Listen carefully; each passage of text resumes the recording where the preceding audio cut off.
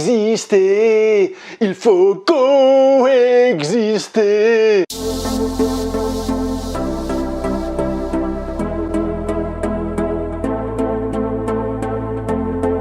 Salam, shalom et bonjour à toi très chers spectateurs et bienvenue pour cette nouvelle critique en post-projection. Il va être question aujourd'hui du nouveau film de Fabrice Eboué, à savoir Coexister. Donc Fabrice Eboué avait déjà réalisé le film Casse Départ, que j'avais trouvé intéressant, mais qui n'allait vraiment pas à fond. Je trouvais qu'il y avait des blagues qui auraient pu être faites, ça aurait pu être beaucoup plus... enfin mieux quoi, tout simplement. Je trouvais que le film n'osait pas assez. Et après ils nous ont fait Le Crocodile du Botswana, qui était un film... encore une fois, qui avait des idées, mais qui... moi, je l'avais pas trouvé très drôle. J'ai trouvé que celui qui devait le plus s'amuser de tout le film, c'était Thomas N'Gijol, l'acteur lui-même, qui lui avait l'air de beaucoup s'éclater sur le tournage, mais non, en regardant le film, c'est moyen. Et précisons que dans notre film du jour, donc Coexister, Thomas N'Gijol est absent du métrage. Mais à la place, nous avons quelques acteurs tels que Ramzy Bedia, donc le fameux de Eric et Ramzy. Je sais pas s'il y a encore besoin de préciser ça, mais ça fait déjà quelques temps, je trouve qu'il mène une carrière solo qui a l'air d'être plutôt intéressante, il a l'air de plutôt bien s'en sortir. Et dans ce film, nous avons Jonathan Cohen, Audrey Lamy et encore Guillaume de Tonquédec. Et je profite pour dire déjà d'entrée de jeu que les acteurs de ce film, ceux que j'ai cités là, ils sont excellents, excellents, excellents, excellents. Vraiment excellent. On va commencer par donner une note à ce film, comme d'habitude, pour ceux qui ne voudraient pas trop en savoir sur ce film. Et donc moi, à ce film, je lui donne un très bon 7 sur 10. Un 7 sur 10, très très bien.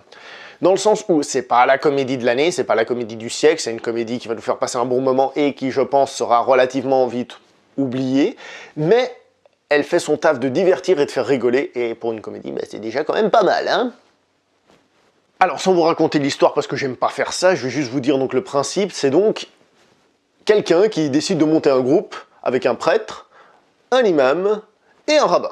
Et avec ce principe de base, on peut donc comprendre en effet que le choix des acteurs était très important, et comme j'ai dit plus tôt, c'est très réussi parce que les acteurs portent vraiment le film sur leurs épaules, et franchement, bah chapeau. Donc, ils essayent de monter un groupe de musique, donc c'est un film musical, même si je trouve qu'il n'y en a pas tant que ça, tant que ça, tant que ça. Il faut dire que les musiques sont plutôt bonnes, elles arrivent à transmettre une certaine énergie au film et tout, ça marche très bien. Et qui plus est, les acteurs, encore eux, ben, font une bonne prestation vocale. Très très bonne même. Au niveau de l'humour, on est évidemment assez proche de Qu'est-ce qu'on a fait au bon Dieu, dans le sens où c'est des vannes et des contre-vannes sur la religion. Mais je dois vous avouer qu'il y a vraiment certaines scènes qui m'ont vraiment, mais vraiment fait rigoler. Par exemple, la radio. J'en dis pas plus, la radio. Ça m'a vraiment fait rigoler. Alors évidemment, rien qu'avec le nom du film et le principe de base avec ces trois personnes, on peut imaginer que les religions vont être tantôt mises en valeur, tantôt critiquées, tantôt comparées, etc. Et c'est exactement le cas, parce que finalement, aucune religion n'est épargnée. Ce qui pourrait demander une certaine dose de tolérance pour une certaine tranche de la population qui sera par exemple très croyante ou des choses comme ça, qui pourrait se vexer en voyant ce film. Mais bon, en allant voir ce genre de film, vous savez un peu à quoi vous attendre. Je tiens quand même à dire que il n'y a rien de violent, il n'y a personne qui va se sentir offensé en regardant ce film. Enfin, du moins, je ne pense pas, parce que c'est vraiment des vannes assez courantes et assez classiques.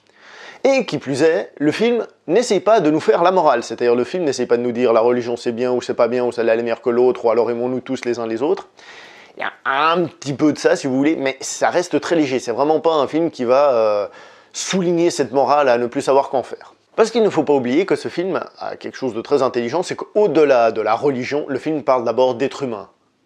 De gens comme vous, comme moi, qui ont un vécu, des sensations, des émotions, etc., etc.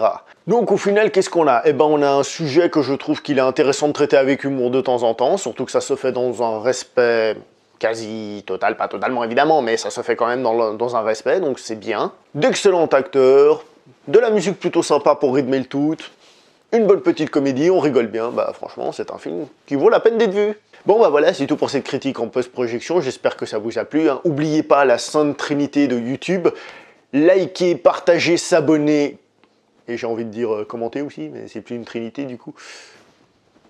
J'espère qu'on se retrouve prochainement pour une prochaine critique, en attendant, portez-vous bien, et n'oubliez pas, coexister. Ok, d'accord.